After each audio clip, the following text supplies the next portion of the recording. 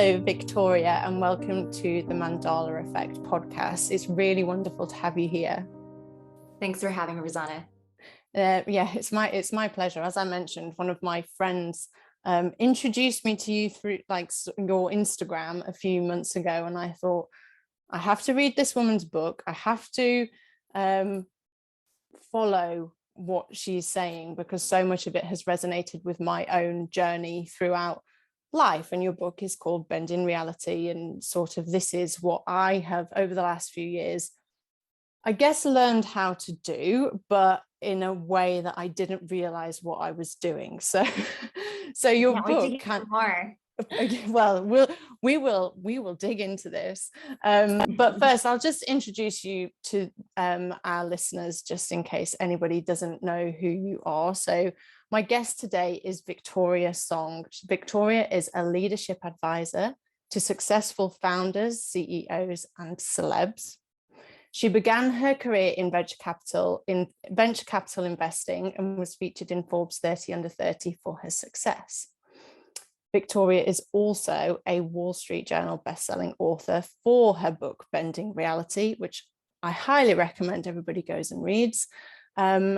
And I've just finished it, and I know that it's a book that I'll come back to again and again. And there are only a couple of books that I pick up to on a regular basis, but I know that this will be one of them. And this introduction doesn't quite say who the true Victoria is. So Victoria, I'd like to hand it over to you to tell us who you are. Oh, I love that. Thank you for that intro. So I'm newly a Mrs., so that's now part of my name as of June 4th. So now Mrs. Victoria Song. I am keeping my name. And I'm born and raised in Los Angeles, California. I moved to the East Coast in 2005. So a lot of people feel like they can't quite tell I'm from California until I mention it. But I really feel very shaped by my time on the East Coast. And I personally became a power user of coaches about 10 years ago. I've since worked with 25 and counting coaches. And I really feel like my life is kind of BC before coaching and sort of after, and so much has changed, and I can't wait to share more about that on our call today. Yeah, we'll definitely dive into that. And then otherwise I am, let's see, a human design 3-5 manifesting generator for anyone listening. Love it. I'm like, what else tells you about who I am? Go and read this. Yes, exactly. Oh, amazing. Well, in this conversation, we will learn more about who you are and what you stand for and so many other things. So let's dig right in. My first question for you is, what does it mean to bend reality? Yes. So I believe that we are always bending our reality. It's just if we're doing it unconsciously, we're likely doing it to get results that we're not happy with in our life right now. And it's sort of like a lens that we have on reality. And I talk about in the book two different frameworks, really like contraction versus expansion. And in this contractive lens, we are bending our reality out of our favor. We're kind of bending the odds out of our favor. And this is a state that I mention is if you feel into a moment from the last week that didn't make you happy, didn't go the way you wanted it to, you notice like immediately your chest is tightening up, your breathing gets more shallow, likely to have more tunnel vision here, feel more doubt, judgment, and fear in general in this state.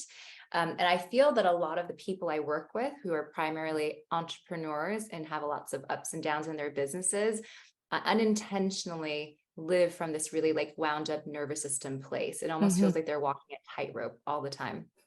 However, on the opposite side, you can be in an expansive point of view and lens on reality, where if I asked you to think about something that went well this past week that made you joyful, when you feel into that event, you probably notice immediately your chest opens up, your breathing slows down, your heart feels full and happy. It just feels like it's so much easier to tap into creative ideas, your flow state, a sense of gratitude and celebration, and you're whole being is just much more receptive to what I consider like our intuition, our seemingly psychic abilities, our what I call in the book supernatural abilities. And this is the state in which I feel like we can bend reality to what we want. And so this is like bending the odds in our favor when we're in this expansive state.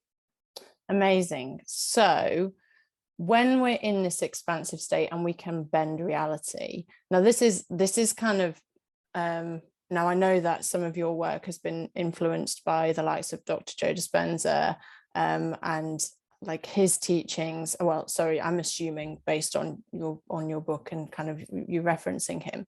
Now we can create our reality. We are creating our reality with every thought we think, with every breath we take, basically. But when we are in this state of expansion, do you think that we are creating, how do you think we're creating, and how much of it do you think is the kind of, do you believe in a universal plan, or do you think that in expansion we open up more to that universal plan and the universal flow, or do you think that we are creating it? Does that make sense? Yeah, like fate, or are we actually just like willing it into existence? Yeah, it's a really interesting question. So on the one hand, I believe in this idea of like a quantum field where there's a moment before creation, and events that are more similar in nature are kind of closer together in that quantum field, and then events that are farther in nature, contrasting realities, are farther apart. So I do feel that it's our beliefs that create our reality. And so if we can hold expansive beliefs and feel expansive in our body, and I think it's so crystal clear, probably from my work and Joe Dispenza's work, that it's not just enough to think it, you have to feel it in your being, like you really have to feel it. And that's kind of the bridge between our physical 3D world and sort of the non 3D. Like we start to get into a different plane when we connect to our feelings. And that's why so much the book is about the emotions. And so I do believe that on some level, there's infinite possibilities. And just by feeling expansive and calling in both of our thoughts, our beliefs, and our feelings, the reality from that expansive place, we are pulling out of the 0 point field the reality that we want. At the same time, I also do feel that, you know, our souls chose this life. Like there are certain lessons and wisdom and life themes and missions that our soul was excited to explore and express in this lifetime. So I know that, you know, if you follow gene keys, for instance, like there's 64 gene keys, and all of us, I believe, have like 13 that are relevant for our lifetime. And so there's certain missions that we have that our soul is more connected to in this lifetime. And then on a broader level, on some level, we are all just fragments of divinity. Like we're all parts of God that are having like an experience so that God can experience itself kind of more fully through everyone on the planet's experience.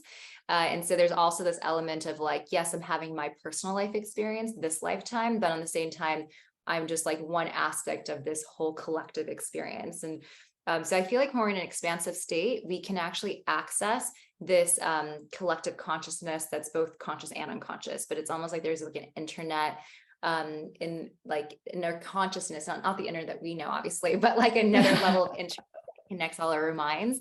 And when you're in this expansive state, you're able to access the quantum field, and I believe access this collective unconscious conscious mind. And then that's when you can become, I believe, like supernatural, seemingly supernatural, because you start to realize your intuition and synchronicity and psychic abilities, like sixth senses, like these are all things that we actually have access to. We just haven't learned how to listen to them, or we don't put value on them, or we haven't like trained it like a muscle, essentially. And because the majority of society is so programmed to believe in fear and kind of scarcity, the majority of the population are constantly in survival.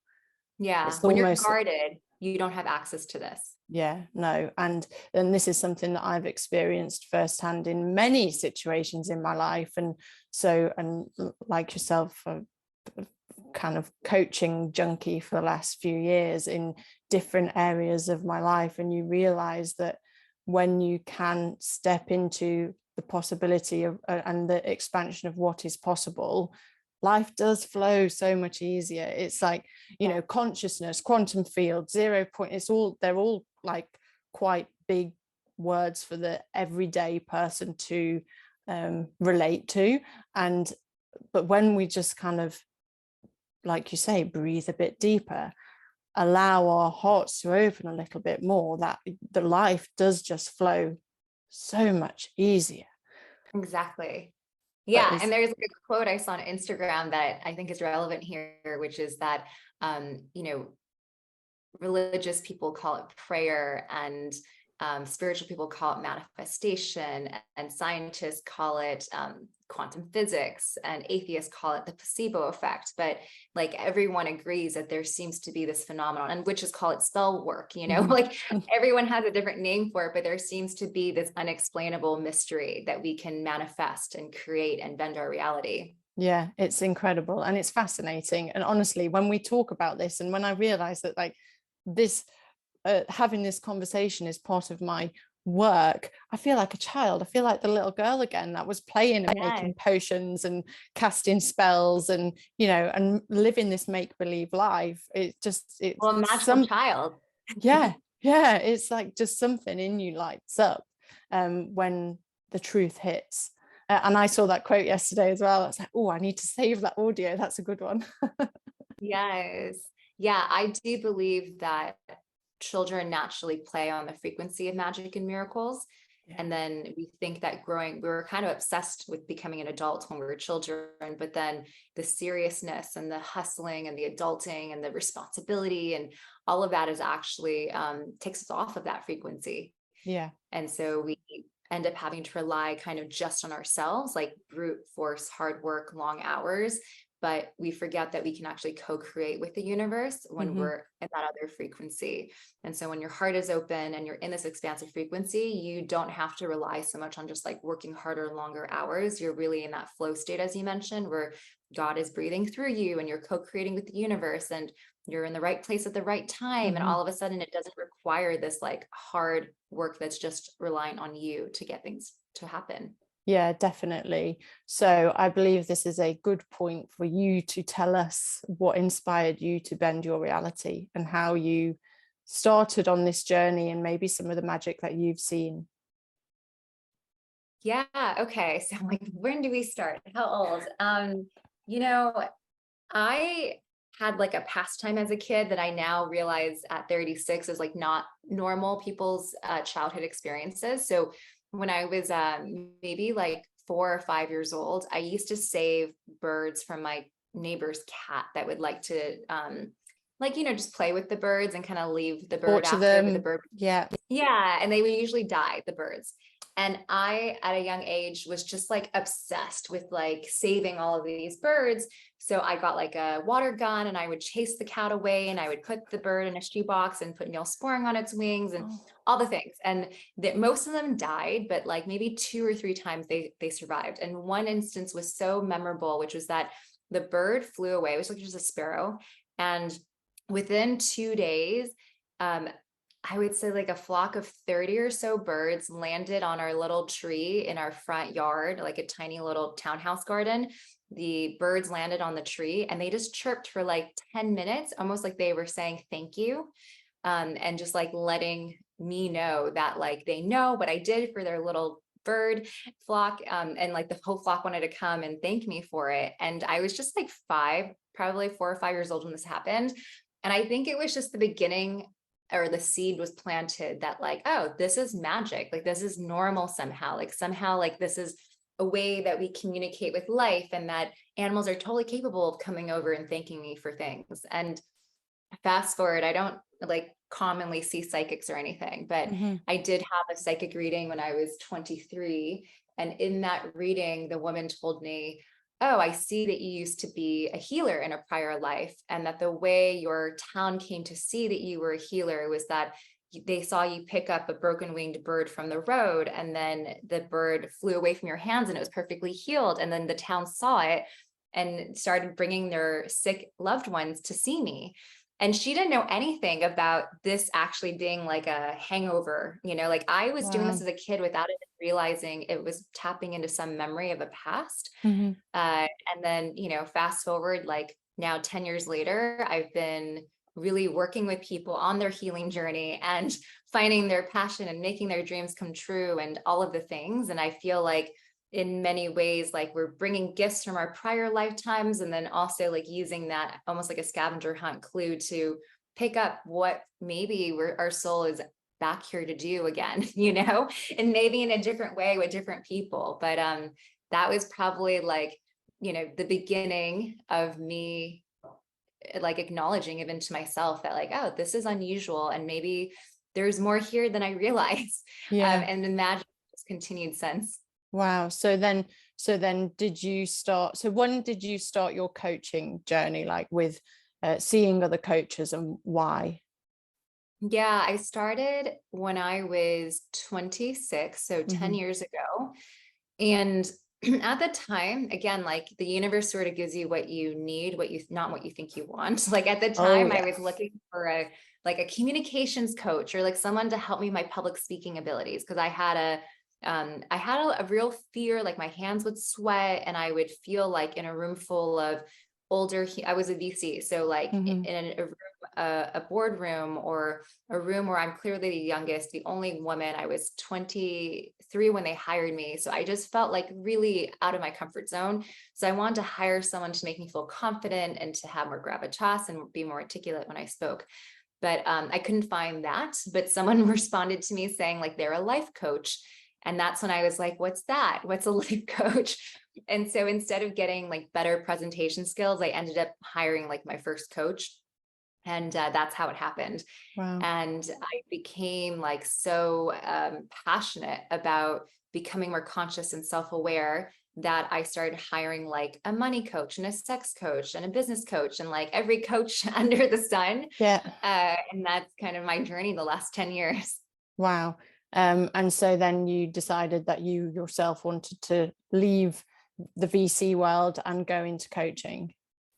Yeah. Yeah. So I think that once I became aware that I had so much more in my heart and soul than I was conditioned to value, Mhm. it was really hard to stay in this job that felt like it was just like an old version of me that thought finance and venture capital and investing sounds impressive and it's prestigious and people look at you like you're important, and that I could probably be very successful and get status and money through this career.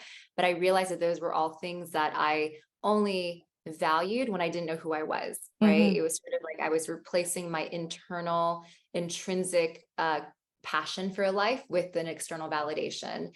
And then once I started to uncover what really mattered to me and got closer to who I actually am, the need for other people to validate me definitely lessened. I think we tend to need the external validation more when we haven't yet fallen in love with like who we are and aren't connected yet with what we really desire to be doing. Mhm. And so I did the unpopular thing and became a coach, and everyone looked at me like I was strange and how weird and like I'm so young, what do I know? And it was a Mhm. lot of friction at first to move into this, but kind of like I feel like when you're very aligned, you feel like you've tapped into the path of least resistance. And I do feel like everything has become more magical, more easeful, faster since I made this transition into a more Mhm. aligned career. Yeah, amazing. And was there like a final push? Because there we face resistance, don't we? When we decide that we're going to make some changes in our life, and when we start to become more aligned and we start to kind of step more into this spiritual flow, there is resistance from the ego, there is resistance from our logical way of thinking. Mhm. Did you face that, or was it straight Oh, into yeah. I mean, it's always a weird question when someone asks you, like, so what do you do? Like even now, it's just an awkward question, right? But especially when I was in limbo and I had left my prestigious career, but I hadn't yet found my footing, was like, was I really going to go after this full time? And like, what does that even look like? And Mhm. how do I want to do what I do? So whenever I was out in that, like, I don't know, 6-month or 12-month window before I figured out how to, how to calm myself and explain what I do, it was always like this awkward thing where I felt like the need to defend myself by overtly explaining, like, oh, well, I used to be a really successful venture capitalist and now I've left to go pursue this other thing. And I always have to give them so much background. Like, I went to Yale and I went to Harvard, because I was like relying on this old identity and version of me to feel like I belonged at the party, or like at the dinner party. Yeah. And then when I started to like really find my footing in coaching and really love it, and just, now, like, I don't even really care if no one understands or gets what I do. And I don't even bring up anymore that I used to be an investor. Like, when people ask me today, what do you do? I just say, like, I do leadership coaching. And it's like very simple. And I don't even really feel the need to explain myself. And I definitely don't feel the need to bring up my past credentials either. So I think that that just speaks to like how much more comfortable in my own skin, or this new identity I've become. And I've been able to shed a lot of that worry about, are people going to take me seriously if they hear that I'm a coach? Yeah, because that is it, isn't it? We're all playing up to these identities that we build about ourselves and our lives. Like, that is the purpose of the ego, to create this identity that we show to the world. So it can be very difficult, and I've experienced a very similar thing, transitioning from one career to one career that was successful on paper, and then actually realizing it's not, if I'm miserable, then it's not successful. Yes, I've done that in every part of my life: careers, relationships, where it looks good on the outside. Yeah.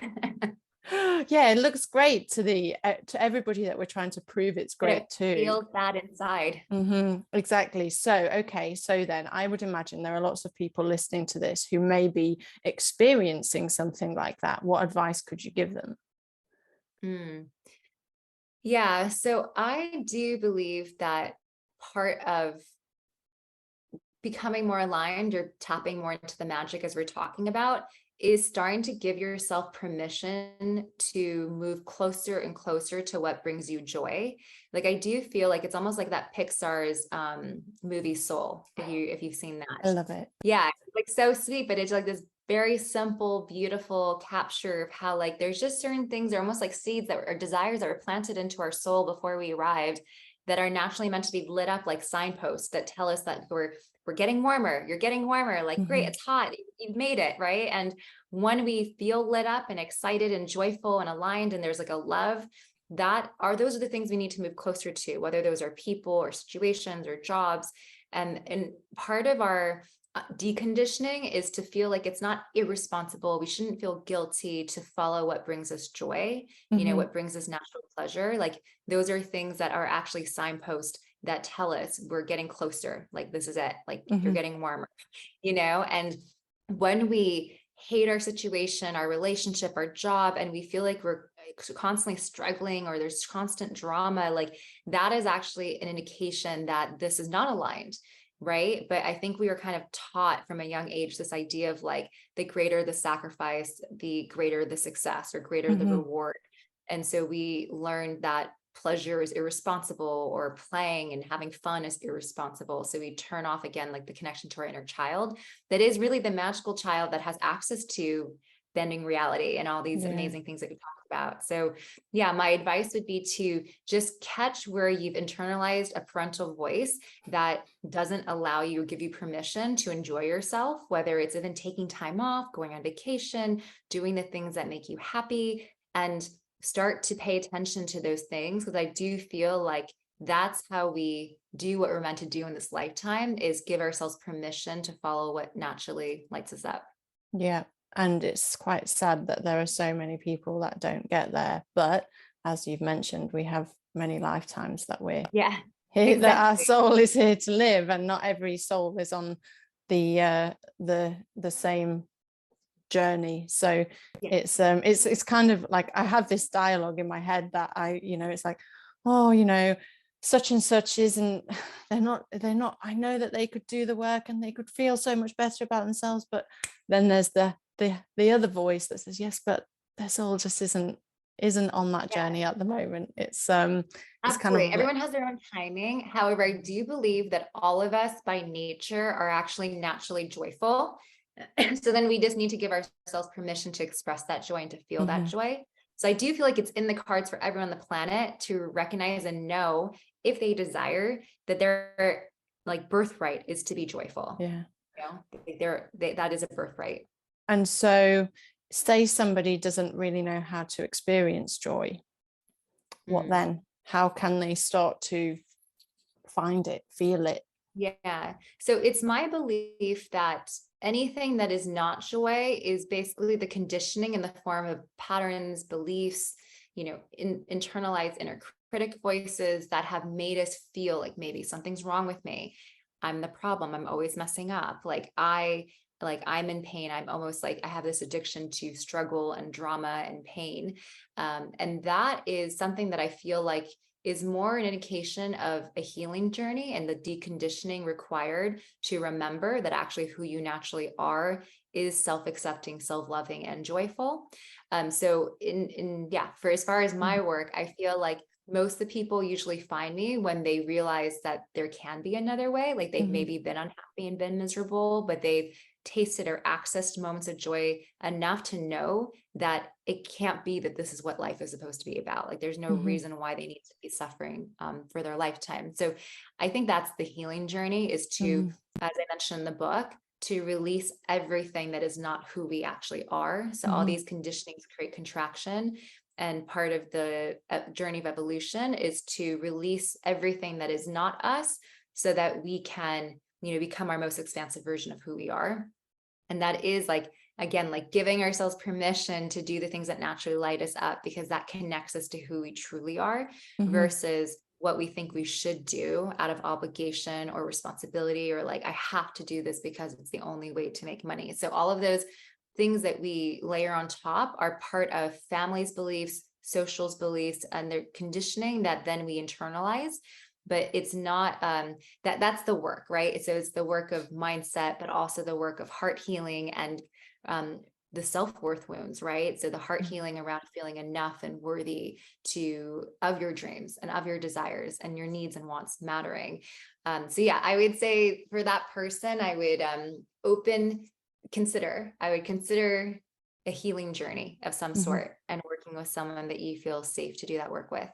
Yeah, amazing. I mean, I know that that's what's worked for me, and that's obviously what's worked for you and so many other. And then healers generally go on to, people who are healing generally go on to become healers themselves, don't they? In whatever way. We're all like wounded healers. Yeah. Absolutely. It's like the moment you've been wounded, well, guess what? You can be a healer one day if you want to, but like you started your healer's journey.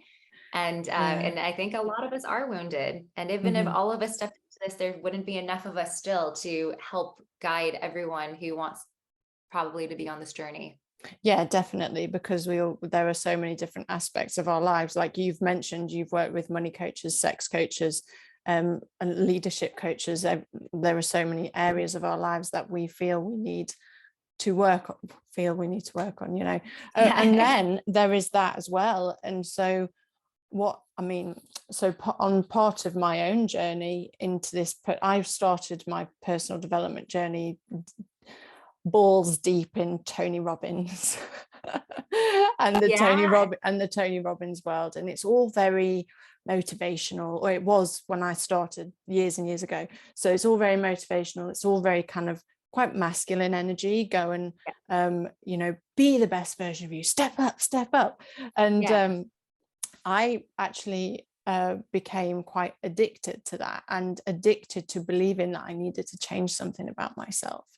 So I don't know what your thoughts are on, yes, we need to, there is a version of ourselves that we kind of need to release and allow to shine, but there's a fine line between that and changing who we are and becoming somebody else. And I mean, even Dr. Joe's book about breaking the habit of being yourself, some way implies that the person who you are isn't good enough. Yeah, it's interesting because these wounds, if we naturally, and a lot of us do, have a not good enough wounding or an unworthiness wound, then we might think we're approaching personal development like it's a solution, but we're just using it to punish ourselves and make ourselves feel like we have to fix ourselves. And until we're fixed, we're broken and we're not worthy of love. And we probably can never have a healthy relationship until we heal. And so I think that's where it can be. It has to be like, you have to look at the reason why you're reaching out for this work. So I would say that where I am at in my journey now is like, I love this work. I think it's fun to continuously evolve and, conquer my fears of being visible and caring what people think, and like discovering like what's the freest version of me, that when I really, really, truly don't care what people think, which is so hard to do, like what version of me shows up when I can step into that. And so to me, like the healing journey or the personal development journey now is more like, let me, there's nothing wrong with who I am now or where I am now, but I'm like excited and curious about what version of me might be on the other side of not caring as much what people think, right? So there's this feeling of like, I'm grateful for who I am and where I am today. And I know that it's a journey of evolution and I'm excited to see who I become tomorrow. But it's not this feeling of like, I'm not enough today and therefore I need to go work on myself, right? And so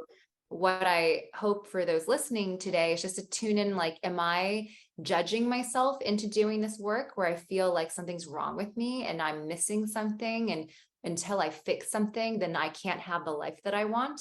Or is this feeling of like, or is it truly more like, you know what, I feel very heartbroken right now. I can feel that there's a lot of pain in my life. And I do believe that I'm potentially capable of feeling more joy in my life. And so then I would love to, go on a healing journey. I think that in that case, it could be very healthy. Or you could be in this boat, or I think you and I are in, which is like, I accept where I am and I accept who I am. And I know that life is a journey of evolution. So like, I'm excited to see what version of me shows up tomorrow.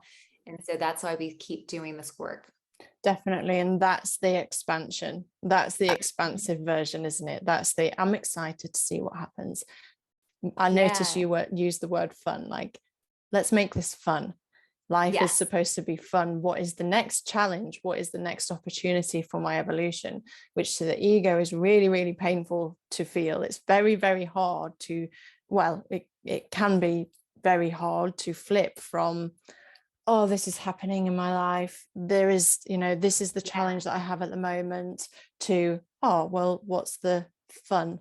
Like, what this evolution can be fun if we can take a step back from the humanness and kind of understand the bigger picture a bit. Yeah. It's true that I don't look for like the fastest route or the most efficient route or the easiest route. I look for which one would be the most fun. It's how I go about my business and my life in general. I like look at all the options and I'm like, that option sounds fun. Let's do that. Do you know, I do that even with like driving. So if I'm going somewhere, I'll take the scenic route. I'll take the route that I find prettiest to drive down, rather than go on the motorway and it's going to take me an hour less. Like I'm all about like what's going to bring me the most enjoyment. Definitely. And it is, we're making it sound very easy, or you're making it sound very easy, but it often isn't. But I think there's that, just it's a muscle, isn't it? Leaning into expansion. It is a muscle. Yeah. And I would say that a lot of us have a perception that judging ourselves is the fastest path to bettering ourselves. Like we think like the fact that we're calling ourselves out or punishing ourselves or judging ourselves or being hard on ourselves is what's going to get us to care and like change. But it really never leads to like lasting change. And it really is like a painful way to go through this journey of evolution. And so I find that it's so much more helpful to be really like encouraging and loving and be like your inner cheerleader, right? Like I often find myself telling myself things like, oh, I'm so good at learning new things. Like, look at me go, like there's this feeling of like, I'm talking myself up.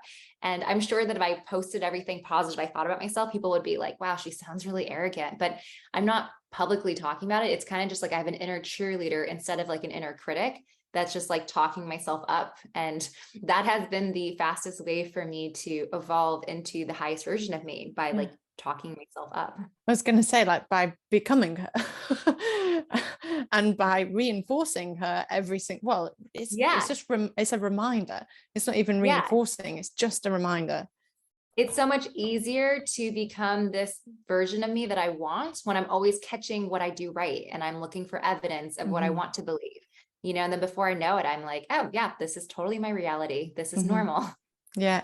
And on that, a kind of a lot of the work that I'm sharing at the moment is, have a look at your reality, and your reality right now will give you a view of what your internal mind is like, and what state you're in, and how then can you perhaps change your internal state to see a difference in your external reality, rather than just believing that it's an external circumstance that is happening to you, rather than, well, where can I have some fun in growing and changing?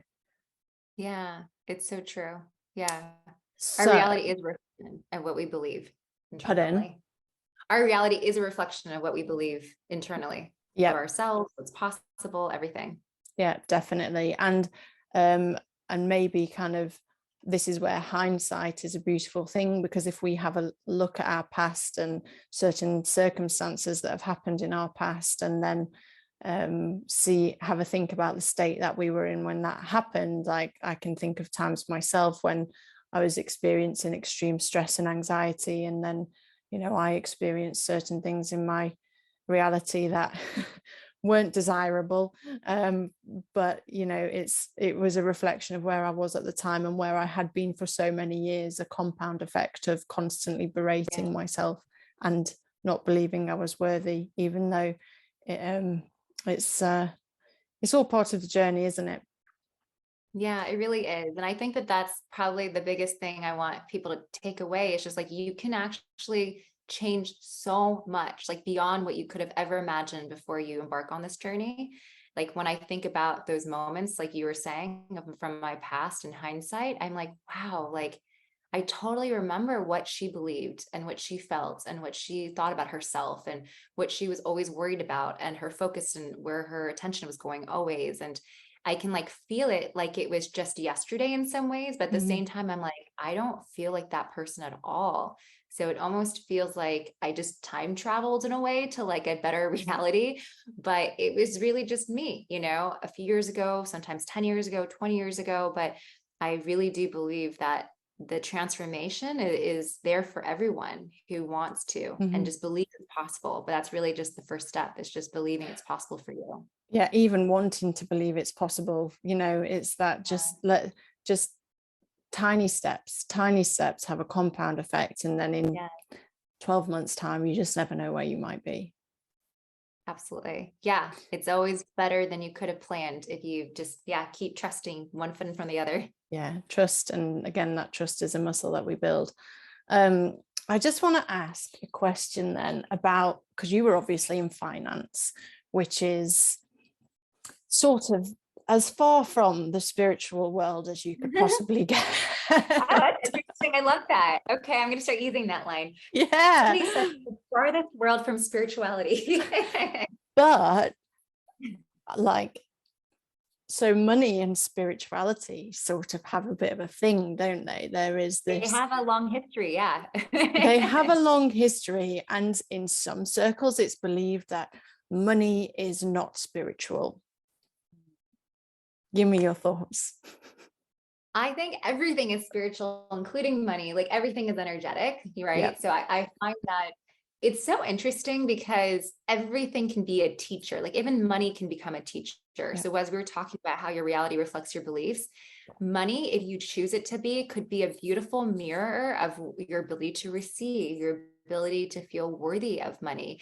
How hard and how much sacrifice do you believe you need to make in order to be worth getting money, right? Like, do you feel guilt if it's easy to make money? Do you feel guilt if you make money doing what you love? Do you feel guilt if, you're not sacrificing and in pain to make money, right? So I think everything is actually ultimately like a mirror for where we're at in our own journey of, do we like these beliefs? Is it creating a reality around money that we like?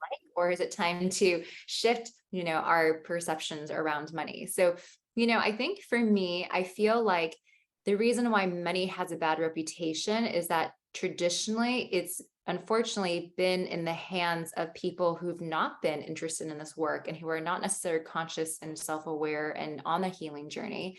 And I think that when we see people who are using money to fill a void that they haven't learned to fill through the work that we're talking about today, like doing what they love and being on mission and on purpose and using their gifts for good. Like when they haven't connected to that and they're chasing money to fill that void, you'll see like a really irresponsible usage of the money, or maybe something that you think is greedy or selfish or empty, you know, about the way that they make money.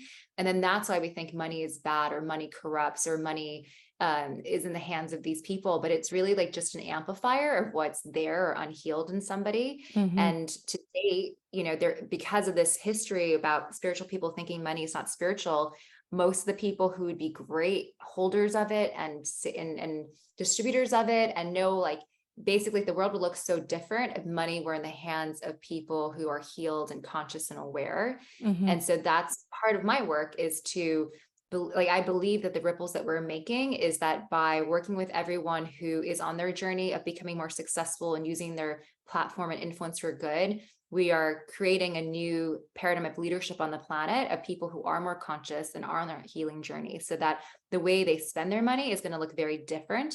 And it's going to give money a better reputation, because it's going to be in the hands of people who are more conscious and on this journey of healing. Yeah, definitely. And I read a line somewhere in the last couple of days that was like, money helps missions, or something like that. So the more, you know, money is a neutral tool, and this is one of my, you know, it's biggest tool for impact. It's a tool for impact. And like you say, the more people who are on this spiritual journey who want to make an impact, the more people who can deal with their unconscious money shit and change their beliefs around money to become aligned to it and to see it as a tool for good, what, like, the changes that we can make in this world are unreal. Yeah, we're not going to change the role by just, being like, okay, well, the rich people just get richer and we're going to judge them and think they're evil and billionaires are evil. Meanwhile, we're just not going to empower ourselves with this resource that would really impact the world. Yeah, it's I mean, money itself is a huge topic, which, I mean, I could talk about for hours, but I have another. I'm going to really change course now. We're kind of going to go the other way that spiritual people generally go, and that's towards enlightenment. Because one of the kind of the last part that I got to in your book, as I was listening to it this morning, was how you speak about enlightenment. And it's kind of, it almost seems like, especially in the spiritual world, it's one way or the other. You either go towards money or you go towards enlightenment. And, you know, do the two have to be different? But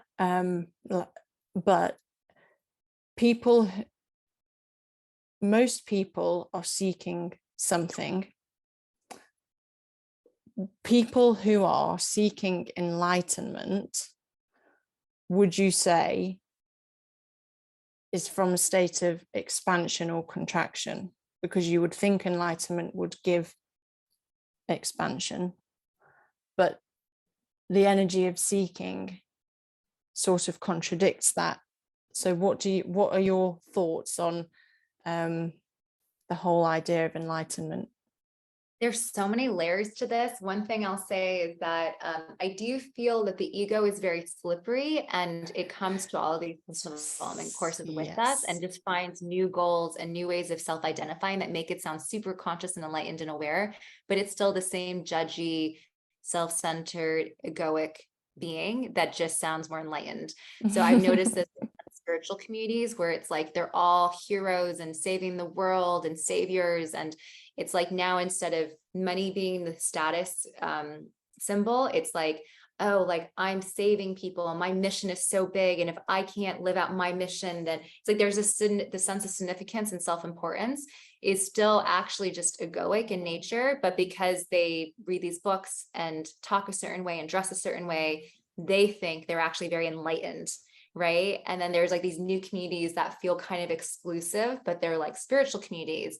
And the cool factor is like, you know, how I don't know, like the status that they have around the mission and the impact of their business, but it's still like this cliquey, kind of non-inclusive, non-diverse group of people that just think that this is like, oh, we're so much better than all those people who just care about money. And they're like, we're better than those people in finance. But it's like, if you're really enlightened, you're not actually thinking you're judging and better than others, right? There's still this sense of like we're talking about, where it's just not your soul's journey this lifetime. It's just not your choice. And my mission's not better than someone else's mission. So I do think that on some level, those who call, or it's almost like, I would say, anyone who is enlightened probably hasn't been talking about it like that. You know, like at, I recently was at a party and someone walked up to me and said like, which ones are awakened here? And it just felt like the most insane question that someone who thinks that they're very enlightened would want, like, would be like, oh, us awakened ones. And I'm just like, wow, this sounds like a cult and something strange and something that like is very egoic sounding, right? So let's go and judge all of these people on how awakened they are. Yeah, exactly. Like I only hang out with people who are awakened, right? And it's like, okay, like sure, and good luck making an impact in the world if you're just so busy still like creating little cliques and cool groups and in groups and out groups. And anyway, so I do feel like on some level, it's like the same ego just dressed up in like shamanic clothing sometimes. But that said, like specifically in the book, when I mentioned that seeking anything is still sometimes a contractive feeling, is like the reason why you're seeking it. Like there was a really popular book. What is it called? I need to ask my husband after, but he loved the book. And like the protagonist in the book is like constantly searching and studying under all of these different teachers. And then at the end of his book, he kind of realized that like he spent his whole life doing this and he wasn't any more peaceful or clear. And he didn't feel any more enlightened, even though he spent his whole life on this journey. It's kind of like The Alchemist too, right? It's like going on this whole journey only to come back to kind of realize that like, oh, it's just been right here in my backyard the whole time. And so I do feel that sometimes like we can distract ourselves and think we're seeking truth and we're seeking enlightenment. And there's something like kind of righteous about that cause. But it's just like, when are we satisfied and why aren't we satisfied? That drives that seeking that I would be looking at. Yeah. So I think you can be spiritual, wealthy, and enlightened. In fact, like I think that part of my work on this planet is to create a new paradigm of like success from ease, fun, and soul alignment versus struggle, sacrifice, and self-betrayal, or being a bridge for showing examples of being wealthy and spiritual, and being a heart-centered and wealthy, right? So that we can create this new paradigm of leadership on the planet. And also like the way power can look would be so different if we had people who had spirituality and heart who were in places of power, right? So I think like whether it's success, money, leadership, even relationships, right? Like creating this sacred masculine feminine union where we both internally within individuals, but also partnership, feel like, oh, we know how to value both the femininity within ourselves and the masculinity within ourselves. Anyway, there's so many polarities and dualities that I think currently are kind of black or white on the planet. But I think that we're moving into this, just as we're moving towards like neutrality and fluidity and gender, like there's also a sense of like, you don't have to be either or anything anymore, right? And there's this idea of like, instead of these dualities of money versus spirituality, what if, you know, we have wealthy people who are also spiritual, and like the problems we could solve on the planet so much faster if those are the people who have money, like that would be amazing. Definitely. And then also kind of in some of the spiritual scriptures and teachings, it speaks about the soul becoming enlightened and then evolving on to the next, you know, graduating, going then to the next dimension. And not coming back to Earth anymore. And not coming back to Earth anymore. What are your thoughts on that? If you take the perspective that we are all part of like one God or one divinity, and that God just wants to continuously evolve through almost like exploring every possibility through every human that's ever lived on the planet.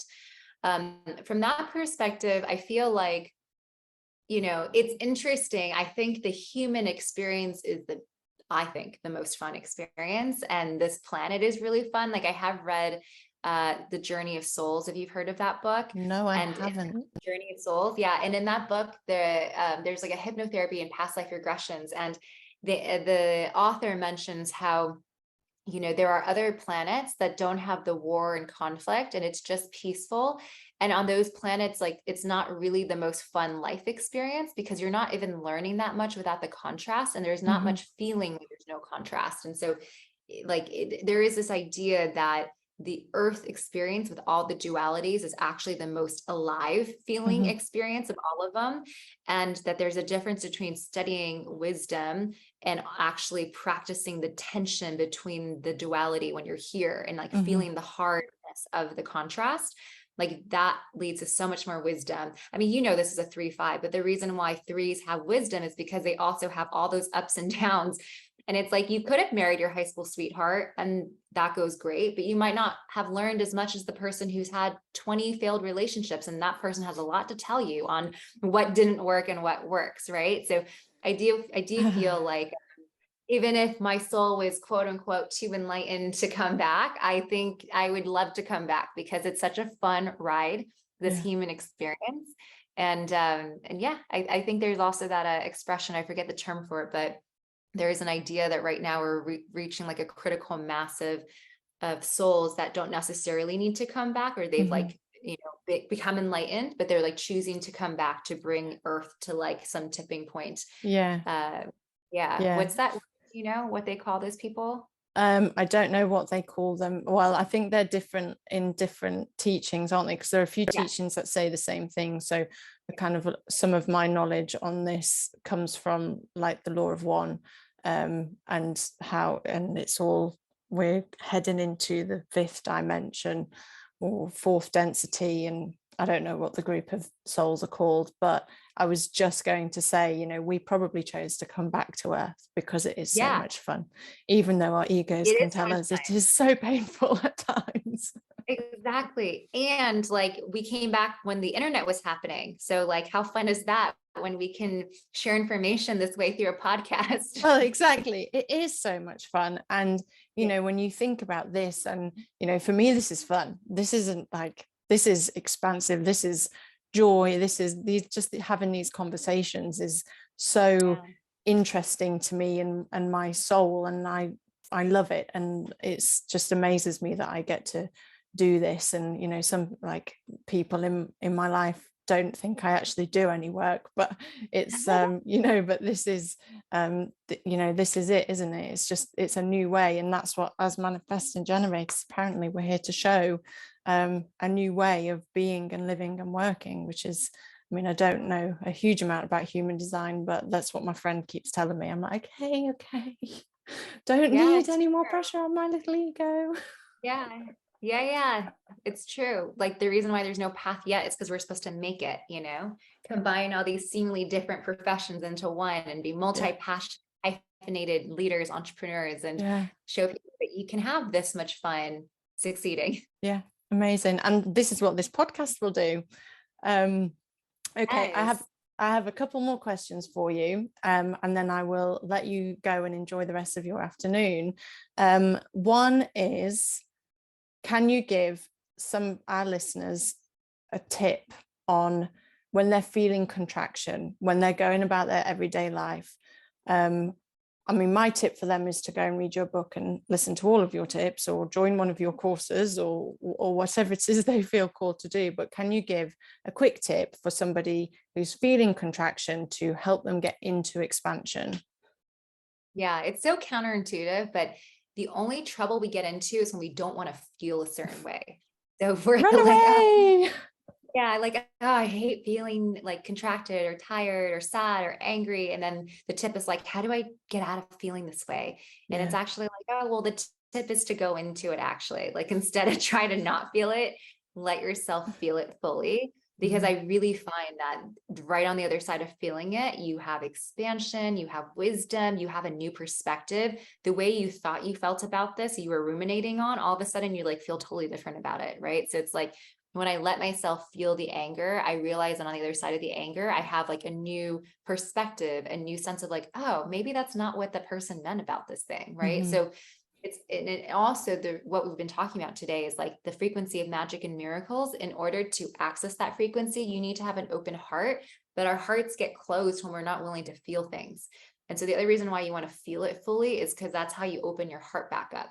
when your heart shuts down because it doesn't want to feel pain or heartbreak or fear or sadness, you're disconnecting from all of the possibilities and synchronicity and the magic that we've been talking about on today's call. And so I know that it feels like, the worst prescription is to like go feel more, turn it up, like turn up the pain, turn up the sadness, turn up the anger. But my tip would be to let yourself really go there and to tell yourself, I mean, Kyle Cease says this, right? It's just like feeling like you're safe to go there. And even saying like, I feel sad and I love that, but like really like invite it in and welcome it in and give yourself so much flow to allowing it versus trying to like run away from it or push it down or feel differently. Yeah. And I sometimes, because I really struggled to do this for a very long time, because I was so used to just shutting down my emotions. And even again, from the work I did with the beginning of my personal development journey was, no, I just need to feel this way. I just need to be happy all the time. I read The Secret. I just got to be positive. Oh, I'm not manifesting if I don't feel positive all the time. Yeah. And actually it has the opposite effect because you're not being authentic. No. And I try to kind of see in this situation, really see myself as the little girl that needs that love and compassion when she didn't feel safe to express those emotions. Absolutely. And it is, it might sound, pardon? A fast emotional metabolism. Like that's the key to keeping your heart open. Yeah. I like, fast emotional metabolism. I've got a fast metabolism. Cool. I like that. Amazing. So my final question for you, Victoria, this conversation has been amazing and so much fun. And my last question is, what is the impact, the ripple effect? So this podcast is called the Mandala Effect because our cells are mandalas, and I have an affinity with mandalas. I love them. I'm quite influenced by Carl Jung's work, and I was a jewelry designer, and I have a range, and I designed a range of mandala jewelry. I just love them. They're beautiful. I find them very expensive. So I called this the Mandala Effect because right in the center of our being is a tiny little mandala that connects to all other little mandalas within our energetic system, and that those mandalas connect us to the rest of the world, humanity, beings. So the Mandala Effect, what is the Mandala Effect or ripple effect that you hope to leave on humanity? Such a beautiful question. I feel that one of the things I'm most lit up by with my clients is really like holding the torch or like the lighthouse for this idea of like dreams coming true, and just like really encouraging everyone to know that it's possible and to give themselves the permission and to feel worthy of making their dreams a reality. And so I think that the world would be so beautiful and such a fun place if we were all letting ourselves like make these dreams manifest. And there's so many desires in each one of our, like, I really think we have more desires than we have time in this lifetime to fulfill everything that we could possibly dream up. And so, I'd love everyone to feel like they're surrounded by and constantly seeing evidence for people going after their dreams and the fun and joy and fulfillment of that journey, and how good it feels to have success that doesn't just look good on the outside, but actually feels so expansive on the inside. Amazing. Totally beautiful. And what an inspiring message to leave people with. So thank you so much for joining me and for answering my DM. Yes, thank you for reaching out. It's such a fun DM to receive. I'm so happy to be here. Thanks for bending our reality so that we could be here in this time and space. Amazing. No, thank you so much. So anybody listening who has been inspired by Victoria and would like to learn more about what she does and how she bends reality and can help you bend your reality, please go and follow her on Instagram, check out her website, buy her book. I listened to the audio book, but I'm definitely going to be buying a hard copy. There's lots of highlighting moments that Audible need to do something about that, but there are lots of highlighting moments. So I'd buy the hard copy of it. All the links are in the description below. Go connect with Victoria and keep on chasing your dreams. Thank you so much for listening, everybody. And Victoria, thank you for being here. Thank you for having me. Amazing.